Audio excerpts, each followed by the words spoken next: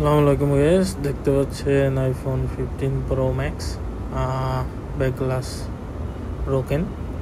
Back গ্লাসটা হাত থেকে পড়ে ভেঙে গেছে। তো যাই হোক, একটা প্রবলেম হচ্ছে স্ক্রুটা খোলা যায় না। এই যে পিসের স্ক্রু, একটা স্ক্রু খোলা যায় না। অনেক চেষ্টা হয়েছে, স্ক্রু পিছল হয়ে গেছে। অ্যাপেল সেন্টারে নিয়ে গেছিল, ওরা খুলতে পারে নাই।